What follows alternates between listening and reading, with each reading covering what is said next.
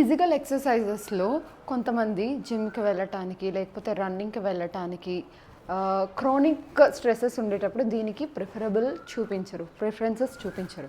So ఆ టైంలో మనం ఇంట్లోనే we can administer JBMR, Jacobson relaxation therapy అంటాం.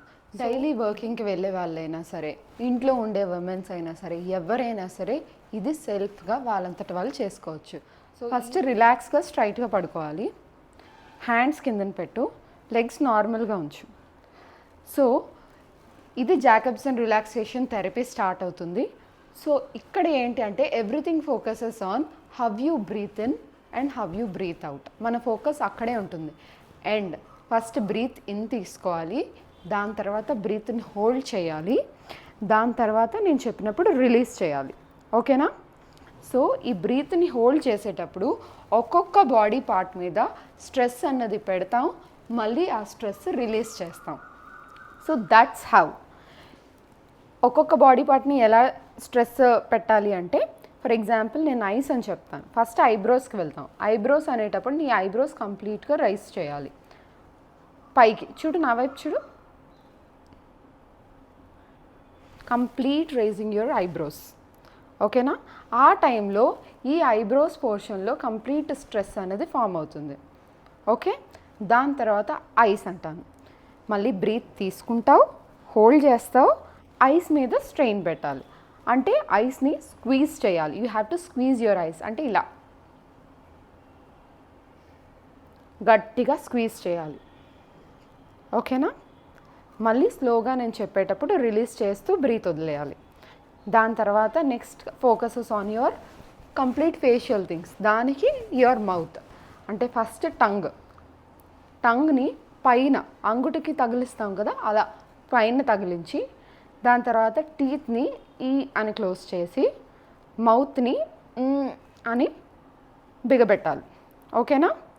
అంటే you should lift your tongue towards your upper side and after that మీ టీత్ని క్లోజ్ చేయాలి, దాని తర్వాత మౌత్ని కూడా గట్టిగా క్లోజ్ చేయాలి. Then we will focus on your neck. ఓకేనా? నెక్ మీద ఈ నెక్ పార్ట్ ఉంటుంది కదా, ఈ నెక్ తాలూకా మజిల్స్ అన్నిటి మీద ఫోకస్ చేస్తాం. అంటే ఈ మజిల్స్ అన్నీ కూడా టైట్ చేయాలి. ఓకేనా? కంప్లీట్ నేను నెక్ అని చెప్పేటప్పుడు నెక్ మజిల్స్ అన్నీ టైట్ చేస్తాం. దాని తర్వాత దెన్ కమ్స్ యువర్ హ్యాండ్. హ్యాండ్లో again we will divide into 3 regions.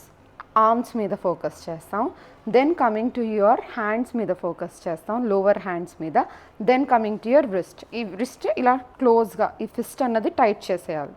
Fist ఎంత టైట్ అయితే అంత టైట్గా టైట్ చేసి స్లోగా మళ్ళీ బ్రీత్ వదులుతూ you have to leave.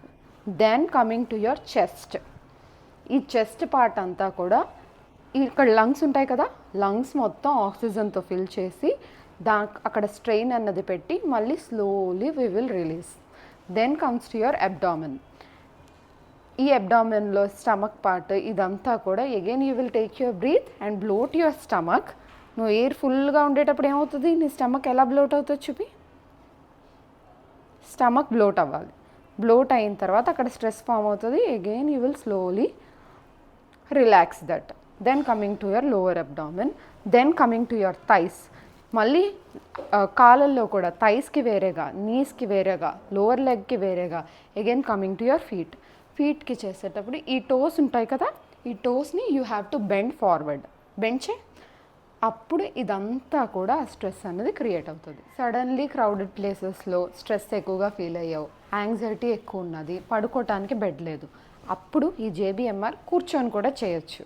So ఇలా కూర్చొని you can take a deep breath డీప్గా తీసుకున్నావా, hold your breath, raise your eyebrows, squeeze your ఐస్ని గట్టిగా ముయ్యు, మౌత్ని ముయ్యాలి, close your teeth, tongue upwards and lips close, tight. Neck అని టైట్ చేయి, హ్యాండ్ అని టైట్ చేయి, క్లోజ్ యువర్ ఫిస్ట్ గట్టిగా ముయ్యు, గట్టిగా ఎంత ప్రెషర్ అయితే అంత. బెండ్ యువర్ టోస్, కింద టోస్ని బెండ్ చేసి complete stress, body complete stress feel అవ్వు. Don't leave your breath. Hold your breath for at least 30 seconds. Hold. 5, 4, 3, 2, 1. Slowly release. చేతులు వేలు కూడా స్లోగా రిలీజ్ చేయి. Slowly slowly slowly. మినిమం ఒక 10 టైమ్స్, 5 to 10 టైమ్స్ చేసేయచ్చు. బ్రీత్ని తీసుకోవటం ఇదే బ్రీతింగ్ టెక్నిక్ కూడా, one of the breathing technique. ఓకేనా? సో ఆఫ్టర్ 10 టైమ్స్ ఎలా అనిపించింది నీకు? కొద్దిగా ఐబ్రోస్ మీద ప్రెజర్ అనిపించింది. దాని తర్వాత కాలు కొద్ది ఎఫెక్ట్గా అనిపిస్తున్నాయి, చేతులు కొద్ది అలా రిలీఫ్గా ఉన్నట్టు. ప్రతి ఒక్క బాడీ పార్ట్ కొంచెం రిలాక్స్ అయినట్టు. అంటే ఎప్పుడైతే మనం అలా స్ట్రెస్ పెడతామో ఈ మజిల్ టెన్షన్ ఫామ్ అయ్యి మళ్ళీ స్లోగా రిలీజ్ చేస్తాం కదా, సో మనకున్న స్ట్రెస్ కూడా అలా రిలీవ్ అవుతూ ఉంటుంది. So this is very effective thing which every one can do in there home.